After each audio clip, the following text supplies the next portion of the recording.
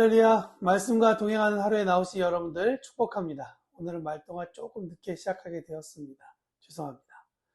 그렇지만 하나님께서 우리에게 주신 이 하루는 한 번도 살아보지 못한 그런 하루죠. 주신 말씀과 감동으로 오늘 하루를 살아내며 점검하며 하나님께 영광을 돌리고 또 우리는 그 안에서 행복과 기쁨을 누리는 그런 하루 되기를 원합니다. 사도신경으로 우리의 신앙을 고백하며 말동안 시작합니다. 나는 전능하신 아버지 하나님 천지의 창조주를 믿습니다. 나는 그의 유일하신 아들 우리 주 예수 그리스도를 믿습니다. 그는 성령으로 잉태되어 동정녀 마리아에게서 나시고 본디오 빌라도에게 고난을 받아 십자가에 못 박혀 죽으시고 장사된 지 사흘 만에 죽은 자 가운데서 다시 살아나셨으며 하늘에 오르시어 전능하신 하나님 우편에 앉아 계시다가 거기로부터 살아있는 자와 죽은 자를 심판하러 오십니다. 나는 성령을 믿으며 거룩한 공교회와 성도의 교제와 죄를 용서받는 것과 몸의 부활과 영생을 믿습니다. 아멘. 제가 초등학교 5학년, 6학년 때쯤이었던 걸로 기억하는데요. 형이 어머니에게 아주 심하게 아주 혼나던 그런 시절이 있었습니다.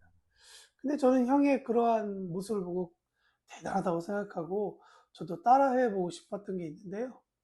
바로 플립북입니다. 예전에는 학교에서 나눠준 책에다가 그림을 그리고 움직이는 듯한 그런 모습을 하면서 여러 가지 공도 굴려보기도 하고 사람 웃는 얼굴도 만들어 보고 하는 그런 걸 통해서 되게 신기하고 잘한다. 근데 형이 그렇게 해서 저에게 보여주면 제가 그걸 보고 감탄하면 어머니는 또 책에다가 뭘 그렸냐고 하면서 혼내시고 형하고 저 그거를 막 웃으면서 지우기로 지웠던 그런 기억이 납니다. 근데 이 플립북의 핵심은 무엇이냐? 종이 한 장을 잘 그렸다고 해가지고 이 플립북이 완성되지는 않습니다. 끝나지 않습니다. 정지된 그림 여러 장이 완성돼야 비로소 이 플립북이 말하고자 하는 내용을 독자가 읽게 되는 그런 것이죠. 한 장면 한 장면 한 장의 완성도도 중요하지만 전체적인 그림과 이해가 필요하다는 것을 이 플립북은 우리에게 이야기해 줍니다. 아침에 우리는 여호수아서를 묵상하고 있죠. 그리고 여호수아서의 이야기가 마치 드라마처럼 아주 재미있는 에피소드로 연결되어 있습니다. 광야에서만 있었던 여호수아가 이끌고 있는 이 포스트 출애굽 세대인 이스라엘이 여리고성을 정복하고 난 후에 그보다 더 작은 성이었던 아이를 이제 공격하게 됩니다. 그렇지만 그들은 거기에서 성공하는 것이 아니라 오히려 실패하게 되죠. 여리고성에 비하면 정말 작았던 이 아이성의 전투가 쉽게 낙승되리라고 예상했지만 그들은 실패했습니다. 실패한 이유를 하나님으로부터 알게 되고 그의 죄값을 치르고 난 다음에 바로 오늘 우리가 함께 읽게 될 여호수아서 8장의 내용이 이어지게 됩니다. 결론적으로 보면 하나님께서 이끄셔서 그 과정을 통해 이스라엘이 아이성을 정복하게 되었다라는 것이 오늘 본문의 내용이죠.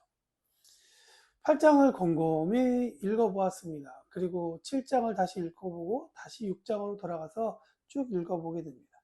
과연 이 말씀이 우리에게 무엇을 말씀하실까? 그리고 이 말씀이 어디를 가리키고 있을까? 성공과 실패라는 관점에서 오늘 본문을 읽게 된다면 우리의 삶은 어쩌면 우리의 삶의 적용은 실패하지 않기 위한 결정, 행동 이런 방향으로 흘러가지 않을까? 대부분 자신의 의를 위해서 사는 것이 익숙하고 또 편하기 때문에 하나님의 뜻으로부터 멀어지는 것이 쉬운 것이 우리의 일상이고, 그러니까 그렇게 되면 실패했다고 생각하기 때문에 대부분 회개하는 것으로 우리의 삶의 패턴, 기도 생활, 예배의 어떤 목적이 그렇게 반복될 가능성이 매우 높죠. 이러한 과정 가운데 있는 우리 모습 가운데 한 가지 질문을 해봅니다. 그러면 여리고성에서의 성공? 그럼 그것이 성공이 만약에 전부였고 그것이 가장 중요했다면 왜 그 다음 전투였던 아이성에서는 성공이 아니라 실패를 가져오게 되는가? 왜 그 성공은 다음에 오는 사건에 대해서 영향력을 미치지 못하는 것처럼 보이는가? 라는 질문을 하게 됩니다. 그렇다면 결국 실패의 이야기가 또 등장하고 결국 성공하기 위한 과정을 통해 성공에 이르게 된다는 것이 여호수아가 말하고 싶은 이 성경의 핵심 목표일까? 성공과 실패가 계속해서 반복된다면 성공한 사람은 다음에 올 실패 때문에 두려워할 것이고 걱정되어서 성공은 했지만 걱정으로 가득한 삶을 살게 되어 결국엔 성공이 아닌 걱정에 휘말리는 삶을 살게 될 수도 있겠죠. 그런 삶이 하나님께서 사람에게, 아니 하나님의 자녀들에게 주시고자 하는 그러한 모습일까요?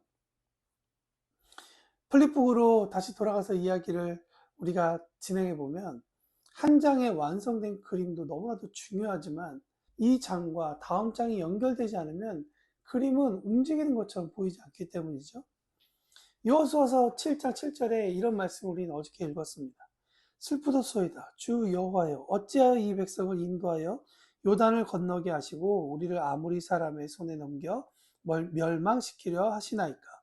우리가 요단 저쪽을 만족하게 여겨 거주하였더라면 좋을 뻔하였나이다.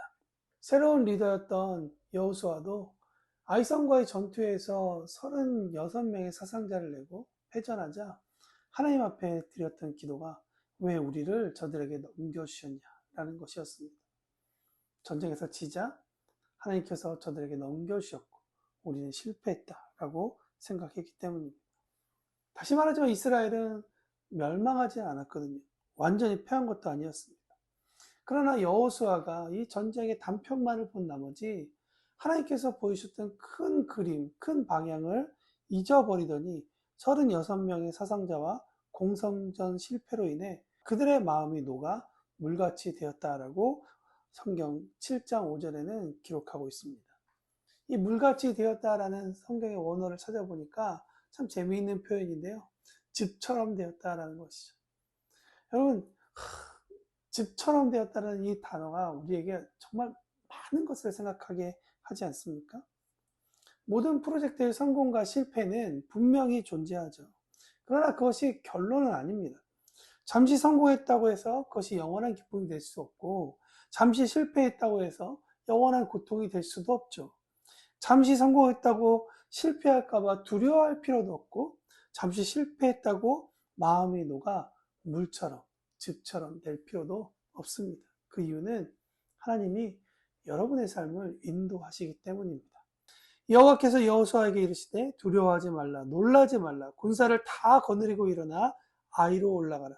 보라, 내가 아이 왕과 그의 백성과 그의 성읍과 그의 땅을 다 내 손에 넘겨주었으니 너는 여리고와 그의 왕에게 행한 것 같이 아이와 그 왕에게 행하되 오직 거기서 탈취할 물건과 가축은 스스로 가지라.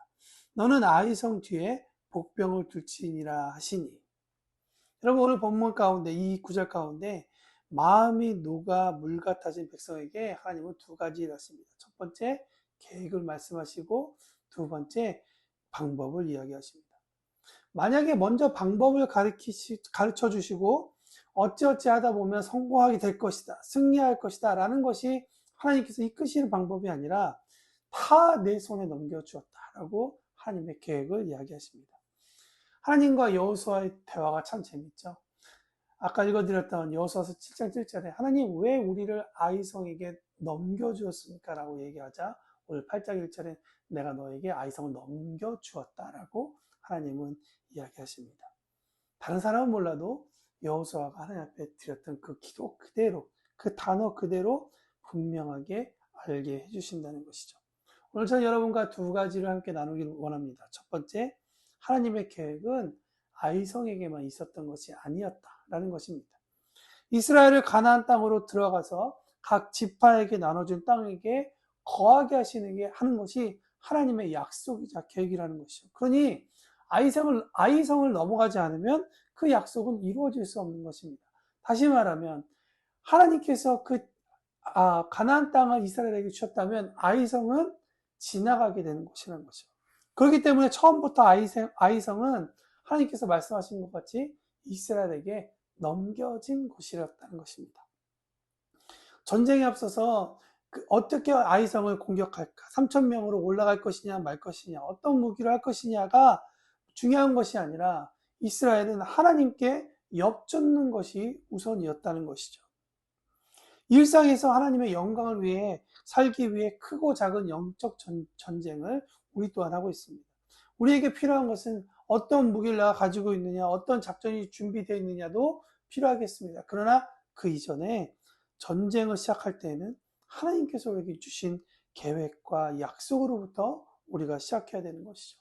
그래서 하나님께 이렇게 물어보아야 되는 거죠. 하나님, 오늘 당신을 위해, 당신의 영광을 위해 오늘도 하루를 주셨는데, 하나님, 생각해 보니 제가 이 일을 하기 위해 이런 문제가 있을 것 같습니다. 하나님, 저에게 방법을 가르쳐 주십시오. 주님, 어떻게 해야 됩니까?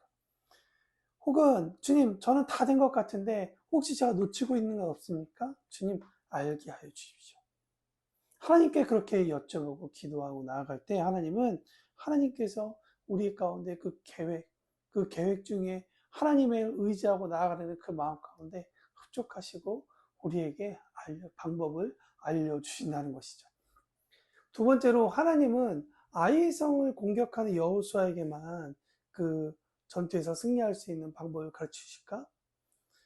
아니죠. 오늘 이 말씀 읽는 우리에게도 수많은 영적인 아이성과 같은 도전 앞에 서 있는 우리에게 하나님은 그것을 이겨낼 수 있는, 지나갈 수 있는 방법을 가르쳐 주고 계십니다. 기도의 자리일 수도 있고요. 말씀을 읽는 가운데일 수도 있고요. 아니면 예배의 자리일 수도 있습니다. 그러나 여러분, 가장 중요한 것은 무엇인지 아십니까? 방법을 가르쳐 주신 하나님의 그 방법 가운데 진짜 내가 순종하고 나아갈 수 있느냐. 우리가 여기에서 받는 도전은 무엇이냐? 여호수아는 그렇게 하나님의 말씀을 믿고 나아갔다는 것입니다. 믿고 순종할 수 있는 힘, 성령님 저에게 주십시오. 성령님 저에게 하나님의 방법이 무엇인지 깨닫고 볼 수 있는 눈도 열어주십시오. 그런 간구가 오늘 이 시간에 우리에게 필요하다는 것이죠. 하나님께서 이끌어 주시는 부분은 여기까지입니다. 그러나 그 하나님의 인도하심을 붙잡고 영적인 이 아이성으로 나아가는 그 전장으로 나아가는 것은 우리가 해야 할 일이죠. 용기에 대한 글을 읽어보니까 이런 내용이 있더라고요. 용기는 두려움이 없는 것이 아니라 도전이 주는 가치를 알고 행동으로 옮기는 힘이다. 가치를 알고 행동으로 옮기는 힘이다.